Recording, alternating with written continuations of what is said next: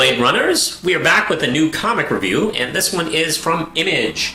It is Jonathan Hickman's Decorum. And no, it's not about a furniture store, stupids. It's a future type of sci-fi series, the thing he does best.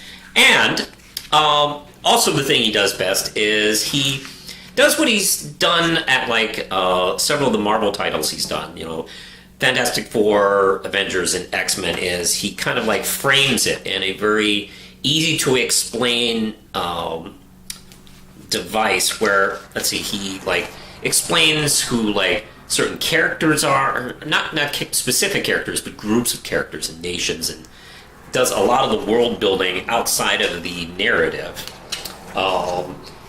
This issue is called, by the way, Decorum and the Womanly Art of Assassination. Now, I hope each issue's title is done like this, where it's Decorum and something. That would be kind of fun.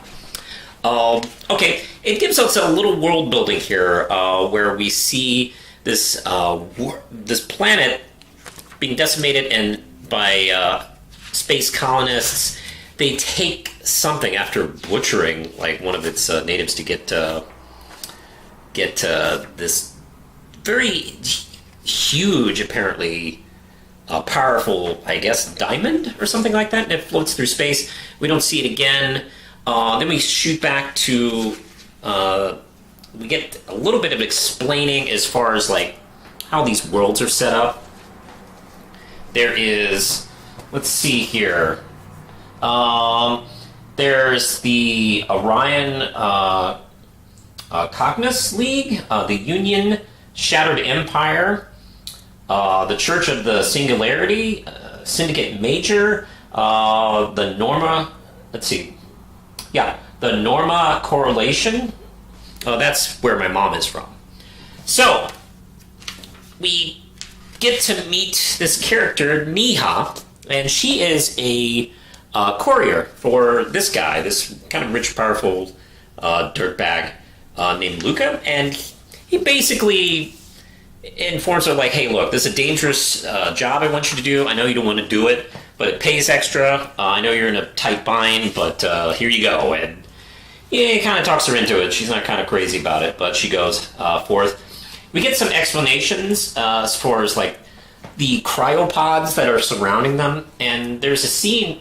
There's no dialogue, but she like looks longingly at this child who's in one of these cryopods, which apparently is probably a relative of hers, maybe a little brother. We're not like told, but we're kind of shown. Then we get to explain a little bit about what their world is like. This weaponized plague that they apparently, you know, these people are great. It seems like. All right, well, we get to see she goes through the city, and she's going to drop off this piece to this gangster with the syndicate named Dooman. And before she gets here, this woman shows up. And the Dooman thinks that that's the courier, and after a moment of confusion, she realizes that she is from the syndicate, and apparently he had not been like doing anything like, you know, taking money from anybody, but he did inform on the syndicate, which is the other big no-no that you do. And Niha shows up with the package. By the way, we even explained through the framing device how the package works, because it's a very specialized piece. Only the person that it's been delivered to can open it, the way it's set up. And it opens it up, and it looks like a shard from that giant diamond we saw earlier. And we're informed that she's an assassin here to kill him, and she takes out his guards, who kind of look like, I don't know, Santa Claus bikers. She just rips them apart and tears their heads off. He is shot. Let's see. Yeah, there's this little sequence where, his gun, like one of the henchmen drops a gun, and Dooman does have kind of a drop on her, but he's taken out by Niha just before we have an exchange of dialogue between, Omajin Smith Morley, and she is the greatest assassin of all time. She has this kind of like way about her. She's kind of that kind of assassin character I'm always kind of a sucker for. The ones that have these strict guidelines and rules that they go about and they take very seriously. I always find that interesting. Anyway, as she's finished with the job and kills the hell out of him, she takes a look at Miha and says, "What are we going to do with you?"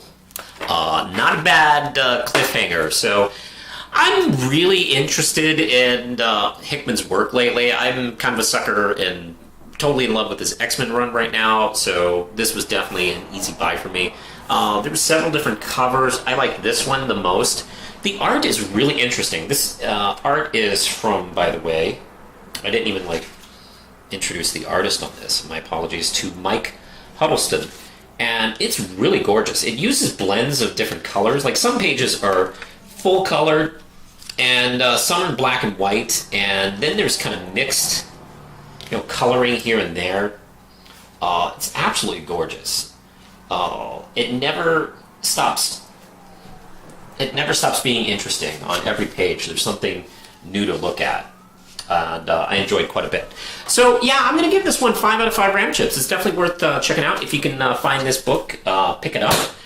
If you read that or want to talk to me about anything Jonathan Hickman, leave me a comment below. You can like, subscribe, and click the notification bell, and that helps me out quite a bit over here at the YouTubes. Don't forget, Patreon supports the Real Manos channel as well as Manos Publishing. That's where you can buy my comics, Red Knight. And also you can find me on Twitter, Facebook, and the Instagram. So I'm going to get out of here and wait a second for that to pass. Life in the big city. All right, I think we'll push the button now. Push the button, Lindsay.